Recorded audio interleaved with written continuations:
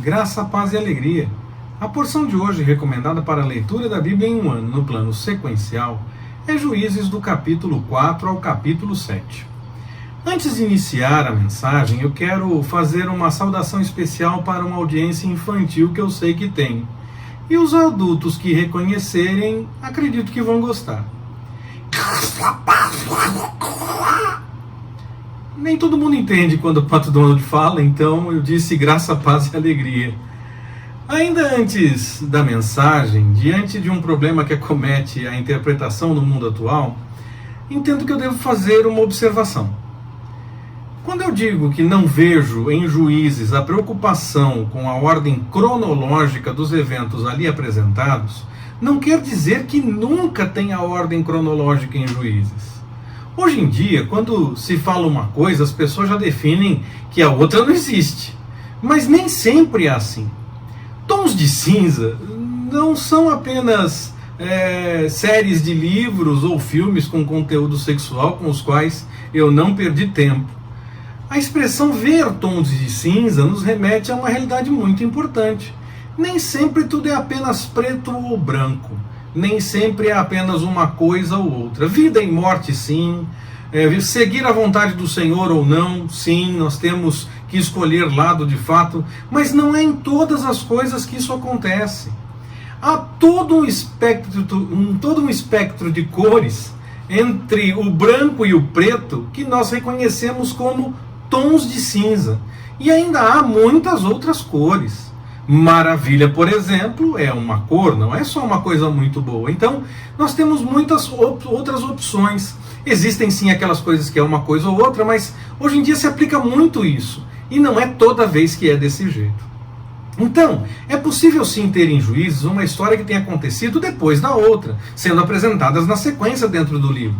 Como nós podemos ter uma história aparecendo em um momento do livro, que parece ser a sequência, mas na verdade a história teve o seu lugar em um momento diferente. Tanto pode ter ordem cronológica, como pode não ter. Pode acontecer em algumas histórias e não acontecer em outras. Eu vou usar um exemplo da porção passada. No capítulo 3, ele começa dizendo que era preciso mostrar aos que não tinham conhecido o que eram as guerras ali naquela região, para terem um entendimento do que era esse conflito. Mas o primeiro juiz citado, Otiniel, teria lutado nessas guerras.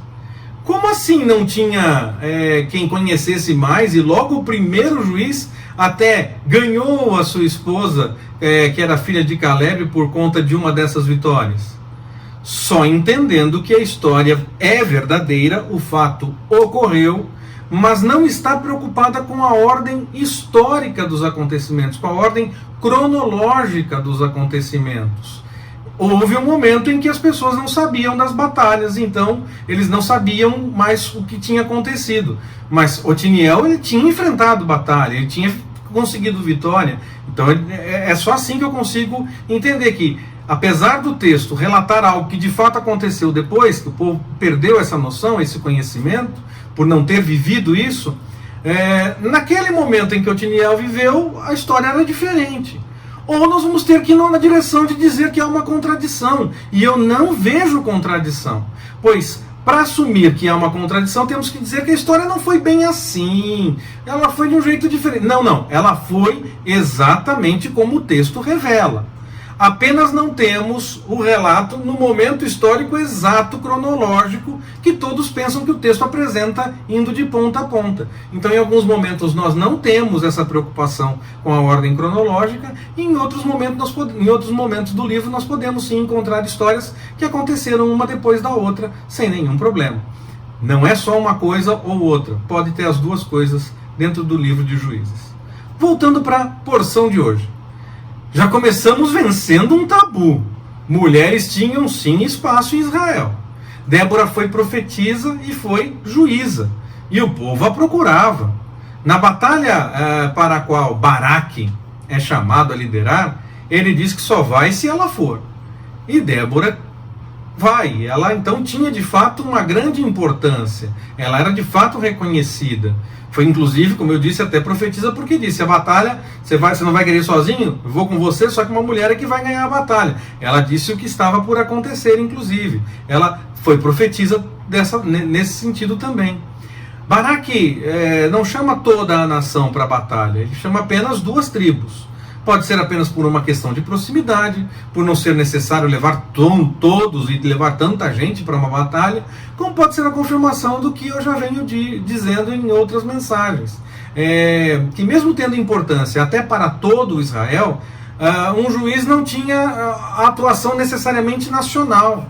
Ele tinha uma área específica da sua cidade, da sua tribo, e alguns chamavam a atenção de toda a nação, e aí então eles eram mais requisitados, eram mais procurados, e alguns são citados no livro de Juízes. Mas a área de atuação deles era de fato limitada à sua cidade, à sua tribo e essas coisas. A vitória é confirmada, o líder do exército inimigo foge e acaba sendo morto por uma mulher, confirmando o que Débora falou antes, porque ela ia para a batalha, uma mulher teria a posição de honra depois dessa batalha, e assim foi. O Senhor confirmou aquela palavra. Ela disse: vai acontecer isso, e aconteceu, porque ela falou de acordo com a vontade do Senhor. Muitas pessoas dizem: vai acontecer isso, e não acontece. Essas não falaram em nome do Senhor, não falaram o que o Senhor revelou, não falaram em nome do Senhor. O cântico de Débora, como outros cânticos que nós já vimos até aqui, como o de Moisés, por exemplo, pode sim ser uma canção que serviu para marcar o momento. Mas o entendimento mais comum é que seria como se fosse um salmo. Muitos tinham sim melodias, mas era muito mais um estilo de escrita que podia sim servir como canção. Nesse cântico, inclusive, Débora cita mais do que as 2 tribos que foram para a batalha, mas ela coloca em um determinado momento a evidência de que 2 tribos foram sim para o campo e enfrentaram a batalha de fato. Aí nós chegamos em Gideão. Mais uma vez, não vemos todas as tribos envolvidas quando ele é chamado para para ir para a batalha. Seu chamado começa com uma responsabilidade muito importante. Era para destruir um altar de Baal. O povo se une, depois que ele faz isso, para matar Gideão por conta do que ele fez. Destruiu o altar de Baal, onde já se viu? O povo se une para matá-lo e achava que estava fazendo certo ao fazer isso. A maioria decidiu fazer isso. A maioria pode decidir, a maioria pode até implantar a sua decisão, mas o fato de a maioria decidir e implantar a decisão não torna aquela decisão certa. Não era certo fazer isso. No entanto, a maioria tinha decidido e poderia até implantar. No caso, não conseguiu. O pai de Gideão até entra na história e faz chacota, dizendo: se ele é Deus, ele mesmo se defenda. Que negócio é esse? Ninguém vai matar não, senão vai morrer. Se alguém tentar aprontar alguma aqui, vai morrer. Esse foi o pai de Gideão. E aí o povo ainda tenta colocar uma posição que parece que estava até torcendo para que Baal fizesse alguma coisa, porque eles trocam o nome de Gideão, e essa atitude é que me faz ter essa impressão de que o povo até torcia para que Baal fizesse alguma coisa contra Gideão. Eita, né? O povo acha que está fazendo até o certo, mas no fim está fazendo tudo errado. Porque a maioria decidiu. Sim, a maioria decidiu, e a maioria decide. Fim de papo. Agora, o fato da maioria decidir e implantar a sua decisão não quer dizer que está certo. Apenas que a maioria decidiu. Isso é fato. Quando era para ir para a batalha de fato, como eu já falei, nem todas as tribos foram chamadas, ele pede uma confirmação. Gideão não pediu, na verdade, uma, ele pediu 2 confirmações. Num dia, ele coloca o algodãozinho dele e espera que tudo em volta esteja seco, mas o algodãozinho dele esteja bem molhadinho. Ele espreme e enche uma taça com o que tinha acumulado no algodão. No outro dia ele inverte, ele pede para o algodãozinho ficar seco e em volta tudo molhado. Se não fosse o Senhor agindo, não aconteceria isso. Ninguém colocou um guarda-chuvinha ali para esconder e fazer brincadeira com o Gideão. O Senhor agiu, o Senhor colocou o guarda-chuvinha. E aí Gideão teve a confirmação de que o Senhor tinha chamado, porque a situação era incontestável, era uma coisa que não tinha como negar que o Senhor agiu naquilo. Quando nós estamos em dúvida a respeito de alguma coisa que temos por fazer, nós podemos colocar o nosso algodãozinho para fora e pedir uma confirmação para o Senhor.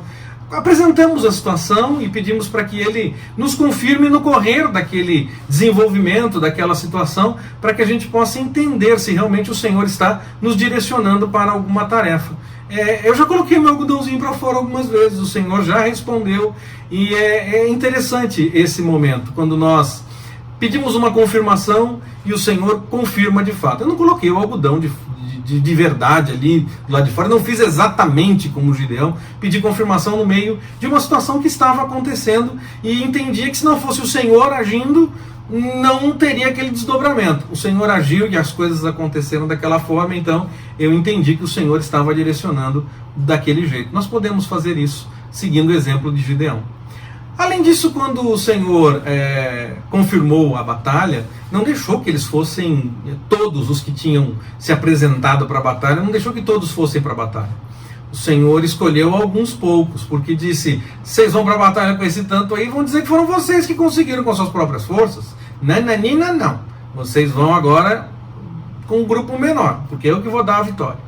E aí então os 300 de Gideão são definidos, naquela situação de os que estão com medo, os que estão com outra situação, voltem para casa, ou depois descem até as águas, e aí as pessoas tentam dizer que, porque era mais compromisso, mais pressa, mais... Nada disso, eu não vejo nada disso no texto.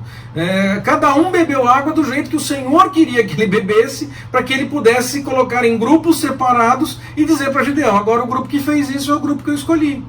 Então, as pessoas às vezes tentam criar algumas situações dizendo, bebeu água desse jeito porque tinha pressa, porque tinha compromisso, porque tinha responsabilidade. Eu já ouvi pregações nesse sentido. Eu não vejo isso, eu vejo apenas a confirmação de que o Senhor falou. Esse que bebeu desse jeito é assim, aquele que bebeu daquele outro jeito é assado. Separa nos dois grupos, eu escolhi esse grupo. O Senhor é que tocou o coração de cada um para fazer daquele jeito, para separar em dois grupos e dizer para Gideão qual grupo de fato deveria ir para a batalha. E aí o Senhor deu vitória para Gideão com aquele grupo, com aquela batalha onde houve a quebradeira toda, a barulheira, o Gideão primeiro tendo certeza de que o Senhor já tinha resolvido tudo, já tinha colocado medo no meio do exército, o próprio exército levantando a espada contra o outro e depois fugindo. Então o Senhor é quem deu a vitória de fato, o Senhor é que permitiu aquela vitória naquele dia, então a batalha se desenvolveu e o Senhor cuidou de todas as coisas, mais pessoas se envolveram e o Senhor deu a vitória. Não importa qual seja a sua luta, se você está buscando a vontade do Senhor, não há o que possa derrotar você. Confie no Senhor e você vai ter a certeza de que Ele está com você durante a batalha que você está enfrentando e você terá a vitória, quer seja por aqui ainda ou na eternidade, mas a vitória é nossa, em nome do Senhor. Que Ele nos abençoe. Forte abraço, até mais, permitindo o Senhor.